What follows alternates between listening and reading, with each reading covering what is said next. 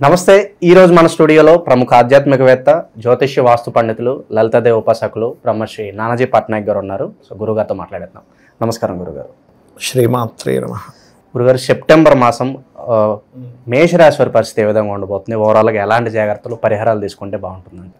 September మాసంలో first of all ఏంటంటే మేష రాశికి అధిపతి అయినటువంటి కుజుడు 6లో ఉన్నాడండి. ఫస్ట్ ఆఫ్ ఆల్ ఈ 6లో ఉన్న కుజుడు 14వ తేదీ నుంచి 7లోకి వస్తాడు. అంటే 6లో ఉన్న 14 రోజులు వీళ్ళ పరిస్థితి ఏమిటి అంటే కాంపిటీషన్లో బాగా సక్సెస్ అవుతారు. ఇంకొక విషయం ఏంటంటే మేషం వారికి ధనాధిపతి అయినటువంటి శుక్రుడు సరిగ్గా 16వ తేదీ నుంచి వెళ్ళి కేతువుతో కలుస్తున్నాడు. ఎప్పుడు కూడా ధనాధిపతి కేతుతో కలుస్తున్నప్పుడు ఫ్రెండ్స్కి ఎవరికైనా లేకపోతే షేర్ మార్కెట్ రిలేటెడ్ సంబంధించిన విషయాల్లోని ఎట్టి పరిస్థితుల్లో వీళ్ళు ఇన్వెస్ట్మెంట్ చేయకూడదు. ఎందుకంటే పంచమ స్థానం అనేటువంటిది పర్టికులర్గా షేర్ మార్కెట్. ఎప్పుడైతే షేర్ మార్కెట్ స్థానంలో వెళ్ళి ధనాధిపతి వెళ్ళి కూర్చున్నాడో, అది కూడా శత్రువైనటువంటి కేతువుతో ఉన్నాడో, ఇది అనవసరమైనటువంటి దాన్ని క్రియేట్ చేస్తుంది. కాబట్టి అక్కడి నుంచి ఒక 40 రోజులు ఈ షేర్ మార్కెట్ అనో, ఎవరికో డబ్బులు ఇవ్వడమనో, పార్ట్నర్స్కి డబ్బులు ఇవ్వడమనో, ఏదో బిజినెస్లో పెట్టడమనో, ఈ రేజులను రకరకాలు ఉంటాయి కదా, ఈజీ మనీకి సంబంధించిన వాటి జోలికి వెళ్ళకూడదు. It's very clear. ఇక ఈ రవి అండ్ ఈ యొక్క బుధుడు చూసుకున్నట్లయితే రవి బుధులు ఇద్దరు కూడా 16, 17 తేదీల్లో సింహం నుంచి కన్యారాశిలోకి మారిపోతున్నాడు.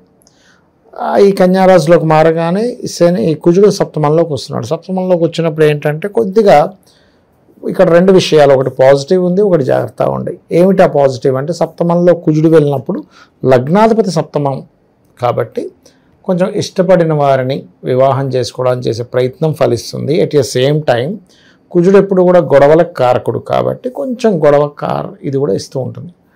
అట్లాగే ఇంకోటి ఏంటంటే రవి ఎప్పుడైతే మీకు 6లోకి వెళ్తాడో గవర్నమెంట్ రిలేటెడ్ సంబంధించిన ఉద్యోగాల కోసం చేసే ప్రయత్నము, కామన్గా లోన్స్ కోసం చేసే ప్రయత్నం ఫలిస్తుంది ఇక్కడ చెప్పాలంటే. సో అదొకటి. అయితే ఎప్పుడు కూడా లగ్నాధిపతి సప్తమంలో ఉన్నప్పుడు వీళ్ళు మంగళవారాలు ఏదైనా వివాహ ప్రయత్నం చేస్తే కనుక ఖచ్చితంగా బాగుంటుంది. ఇంకా అందులో తిరుగులేదు చెప్పాలంటే.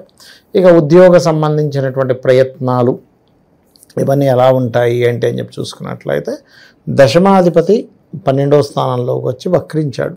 సో ఎప్పుడైతే వృత్తికారకుడు 12లోకి వచ్చి వక్రించాడో ఒక్క జాబ్ ఒకటే కాకుండా ఇంకేదైనా వ్యాపారం ప్రారంభిద్దాము అంటే కొంతమంది చూడండి, పొద్దున్న ఒక బిజినెస్ చేసి సాయంత్రం మళ్ళీ జాబ్కి వెళ్ళడం, లేకపోతే పొద్దున్న ఒక జాబ్ చేసి సాయంత్రం బిజినెస్ చేయడం, ఇవి ఎంచుకుంటుంటారు. కాకపోతే ఈ ఎంపిక చేసుకునే విషయంలో 16వ తేదీ తర్వాత తీసుకునే నిర్ణయాల విషయంలో చాలా జాగ్రత్తగా ఉండాలి. ఇందాక నేను మీకు 16వ తేదీ నుంచి షేర్ మార్కెట్లు ఈ బెట్టింగ్స్ పనికిరావని చెప్పాను. ఆలోచన విషయంలో కూడా పనికిరాదు. ప్రేమ వ్యవహారాలకు సంబంధించిన విషయంలో కూడా కాస్త జాగ్రత్తగా ఉండాలి. ఇవి ప్రధానంగా నిర్ణయాలు తీసుకునేటప్పుడు, డెసిషన్స్ తీసుకునేటప్పుడు కొంచెం జాగ్రత్తగా ఉండాలి. ఇక ఆన్లైన్లో వ్యాపారాలు చేసేటువంటి వారికి ఖచ్చితంగా అనుకూలత ఉంది. ఎందుకంటే రాహు ఆన్లైన్ కారకుడు. ఎప్పుడైతే రాహు లాభస్థానంలో ఉన్నాడో ఆన్లైన్ త్రూగా చేసేవి బాగుంటాయి. కాకపోతే లాభంలో పాపగ్రహం చాలా మంచిది, కానీ శని కూడా వెళ్ళి ఉంటున్నాడు కాబట్టి స్లో మూవింగ్ ప్లానెట్ కాబట్టి కొంచెం ఆర్డర్స్ అవతల వాడు అడిగిన వెంటనే వాడు ఇవ్వకపోవచ్చు. సో దాన్ని మనం అర్థం చేసుకుంటూ ఉండాలి. వీళ్ళు ఎక్కువగా ఆరాధించడం కూడా సూర్య భగవాను చూస్తూ, సహజంగానే వీళ్ళకి ఏంటంటే సూర్య నమస్కారాలు, సూర్య ఆరాధన ది బెస్ట్ రెమెడీ. అయితే అందులో కూడా సూర్యుని చూస్తూ గణపతిని, సూర్య భగవాను చూస్తూ ఎక్కువగా ఓం భానుమండల మధ్యస్థ భైరవి భగవాన్నే నమః. దీనివల్ల ఏమవుతుందంటే గణపతి ఆరాధన, సూర్య ఆరాధన వల్ల వీళ్ళ ధనాధిపతి ఎప్పుడైతే పంచమంలో వెళ్ళి ఆ స్ట్రక్ అయి ఉన్నాడో ఫైనాన్షియల్ ఇంప్రూవ్మెంట్స్ బాగుంటాయి. వీళ్ళకి సేవింగ్స్ చేసుకోవచ్చు అంట, ఫైనాన్షియల్గా ఇంప్రూవ్మెంట్స్ బాగుంటాయి. అలాగే ఈ రవి బుధులు ఇద్దరు బుధాదిత్య యోగం, బుధుడు వెళ్ళి ఎగ్జాల్టెడ్ ప్లేస్లో ఉంటున్నాడు కాబట్టి ఇది కొంచెం ఇప్పుడు చూడండి, కొంతమంది లోన్స్ ఇప్పిస్తుంటారు. ఇప్పుడు బ్యాంకులో లోన్స్ ఇప్పించి వాళ్ళకి కొంత కమిషన్ వస్తుంటుంది. లోన్స్ మూలంగా కమిషన్ వచ్చే ఛాన్సెస్ ఉంటాయి. ఇక్కడ వీళ్ళ డబ్బులు ఇవ్వడం కాదు, బ్యాంకులో ఒక లోన్ ఇప్పించినందుకు ఈ 1% 2% వీళ్ళు ఇస్తారు. ఒకవైపు బ్యాంక్ వైపు నుంచో వస్తుంది, ఇటు నుంచో వస్తుంది. సో ఈ విషయంలో కొంతవరకు 16వ తేదీ నుంచి అనుకూలంగా ఉంది అనేటువంటిది చాలా స్పష్టంగా గోచరిస్తుంది. 16వ తేదీ తర్వాత కొంచెం జాబ్ పరంగా కూడా గ్రోత్ ఉంటుంది చెప్పాలంటే. ఎందుకంటే ఎంతైనా కూడా మీకు లగ్నాధిపతి సప్తమంలోకి వెళ్ళి దశమ స్థానాన్ని చూస్తున్నాడుగా. దశమం అనేటువంటి తన ఎగ్జాల్టెడ్ హౌస్ని చూసుకుంటున్నాడు కుజుడు అక్కడికి వచ్చి. సో అది కూడా ఏంటి, కెరియర్ స్థానమైంది కాబట్టి కెరియర్లో ఒక లీడర్షిప్ రావడం కానివ్వండి, ఇట్లాంటి వాటికి చాలా చాలా బాగుంటుంది. కాకపోతే ప్రేమ వ్యవహారాలు, ఐవీఎఫ్లు, ఐయుఎల్ చేయించుకునేవారు కూడా శుక్రకేతువులు రవి కలిసి ఉన్నారు కాబట్టి ఈ విషయంలో జాగ్రత్తగా ఉన్నట్లయితే అన్ని విధాలా బాగుంటుంది.